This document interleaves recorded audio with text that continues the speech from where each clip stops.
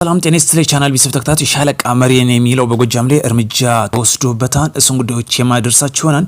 ከዛ በፊት መሪ ወዳጅን ወደ ጎጃም እንዳቀና ይታወሳል። ልጁ አሁን በቁጥጥር ስር እንደዋለ እየወጣ የሚገኝ መረጃ አለ። ይሄ መረጃ ሌሎችም ማስተያየታችሁ ኮሜንታችሁ ታስቀምጡልኝ ዘንድ በአክብሮት እጠይቃለሁኝ ምን ያህል እውነታ እንደወረደ። ነገር ግን መሪ ወዳጅ ወደ ጎጃም ኮማንድ መርቃን በሚል እንደገባ እናስታውሳለን። ሁላችንም እንደተመለከት ነው። በዚህም ልጁ አብሮ እንዳቀናና ወደ አዲስ አበባ ሊያቀና ሲል በቁጥጥር ስር ቢቻና ላይ ውሏን ማለት ነው። ሲያሽከረክር የነበረበት አስይዞም የምሬ ወዳጅ ንብረቱ የምሬ ወዳጅን እንደነበረ ነው የተገለጸ የሚገኘው። በዚህም ቢቻና ተብሎ በሚታወቅ ከተማ ላይ ወደ አዲስ አበባ ልብሱን በመቀየርና አመሳስሎ በማቅናት ላይ በነበረበት ሰዓት እስከ ንብረቱ ድረስ ገቢ መደረጉ ነው እየተገለጸ የሚገኘው። ከዚህ ጋር በተያያዘ ምሬ ወዳጅንም ለድርድር ለንግግር እንግዲህ ሂደት ላይ መሆኑም እየተሰማ የሚገኝ መረጃዎች አሉ። ከዚህ ጋር የተያያዘ ጉዳይ ነው ወይስ በራሱ ፍቃድ ነው ልጁ ተይዟን የሚለው በርካታ መረጃዎች እየተንሸራሸሩ ይገኛሉ። እናንተም ኮሜንታችሁ ብታስቀምጡልኝ መልካም ነው እላለሁኝ። በዛሬው ዕለት ሌላኛው ጉዳይ ከጠቅላይ ሚኒስትር ዶክተር አብይ ጋር የትግራይ ጊዜያዊ አስተዳደር ጀነራል ታደሰ ወረደ ሪፖርት እያቀረበ መሆኑ ተሰምቷል። በዚህም የትግራይ ጊዜያዊ አስተዳደሩ አመታዊ ሪፖርት ለጠቅላይ ሚኒስትሩ እያቀረበ መሆኑ የተሰማው በተለይ ከዚህ በፊት በጠቅላይ ሚኒስትሩ አማካኝነት እንደተመረጠ በጊዜያዊ አስተዳደር ይታወሳል። ነገር ግን ከዚህ ከምናነሳቸው ዋነኛ ቁልፍ ነገሮች የፌዴራል መንግስት በጀቱን እንግዲህ ለመበጀት ሂደት ላይ መሆኑ እየተሰማ ይገኛል። ምክንያቱም የፌዴራል መንግስት ለትግራይ ክልል የሚያደርገውን በጀት ለጦርነት ህዋት እየዋለው እንደሆነ በበርካታ እየታማም እያየነው ይታወቃል። በዚህ ጀነራሉ ምን አይነት ሪፖርት እንደሚያቀርብ ፌዴራል መንግስት የበጀተውን በጀት ስራ ላይ እንዴት እንዳዋለው ይሄ ሁሉ ተጠቅሎ ከጊዜያዊ አስተዳደሩ ላይ እንደሚያርፍ ግልጽ ነው። ይህን ጉዳዮች እንግዲህ ተከታትለን ምን አይነት ሪፖርት እንዳቀረበ ይፋ ከሆነ አብረን የምንመለከተው ጉዳይ ይሆናል። ባጭሩ ነገር ግን የትግራይ ክልል ያለው የፌዴራል በጀት ለጦርነት ህዋት እያዋለው እንደሆነ ይታወቃል። ጀነራሉ ምን አይነት ማስተባበያ እንደሚሰጡም አብረን የምንከታተለው መረጃችን ነው። ስለዚህ ይሄ ጉዳዮች በትኩረት እየሳበ ይገኛል። በዛሬው ዕለት እንግዲህ መጋቢት 29 2018 ዓ.ም በጧቱ ከጠቅላይ ሚኒስትር ዶክተር አብይ ጋር ሪፖርቱን እያቀረበ መሆኑ ከጠቅላይ ሚኒስትር ጽህፈት ቤት የወጣው መረጃን ባጭሩ ያመላክታል። ሌላኛው መረጃችን በጎጃም ላይ አሁን የተሰማለ የሻለቃ መሪ የተባለው ካሳሁን አድማስ ህግ የማስከበር ዘመቻ በተወሰደ ከርዝራዦች ጋር ተሸኝቷል። ህግ የማስከበር ዘመቻው ተጠናክሮ እየተወሰደ ይገኛል። ዋና አዛዥ እንደነበረ ይታወሳል። ፋይናንስ ኃላፊም እንደነበረ ይታወሳል። በተለይ የባብል ደስታ ሻለቃ መሪ እንደነበረም ተጠቅሷል። ከዛ በኋላ ደግሞ የፋይናንስ ኦዲተር ዋና ሻለቃ አድርገውት እንደነበር ነው ሰብሳቢ አድርገውት እንደነበር ነው። በዛም የሻለቃ አዛዥም እንደነበረም ተጠቅሷል።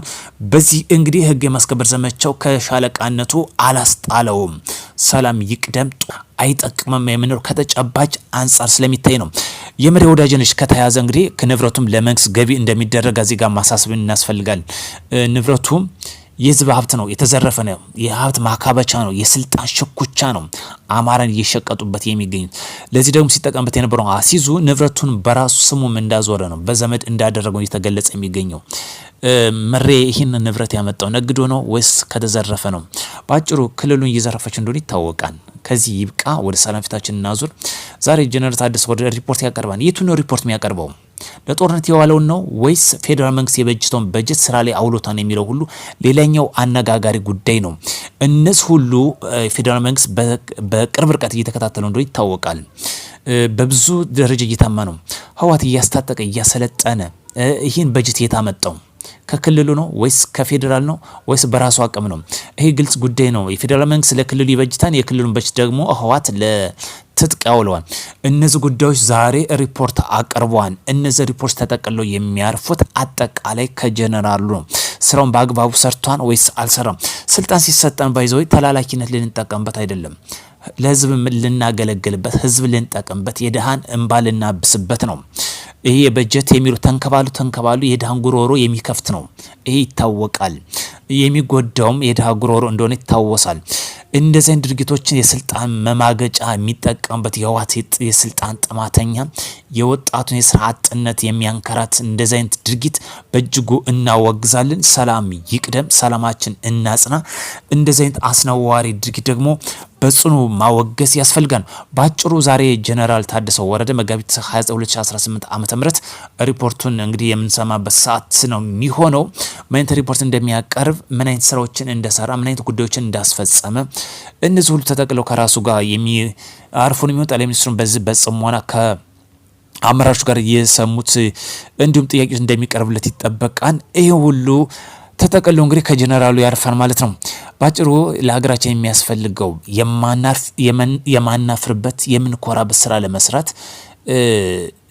እንደዚህ አይነት ድርጊቶችን ለመስራት በንጹህ አካሄድ መሄድ ያስፈልጋል። ተላላኪነትን አለማስፈጸም፣ ተላላኪነትን አለመቀበል ያስፈልጋል። ኃላፊነታችን በአግባቡ መፈጸም ያስፈልጋል። ጀነራል በሁለት አይነት መንገድ እየተጓዘ ነበረ። ግማሹ ለፌዴራል መንግስት፣ ግማሹን ለህወሓት እያካፈለ እየተጓዘ ነበር። ይሄ ደግሞ ከተጠያቂነት አያስመልጥም። ሰላም ይቅደም፣ ጽንፈኝነት ይውደም። ላይክ ሼር ብታደርጉ መልካም ነው። መልካም ቀን እንዲሆንላችሁ እመኛለሁ።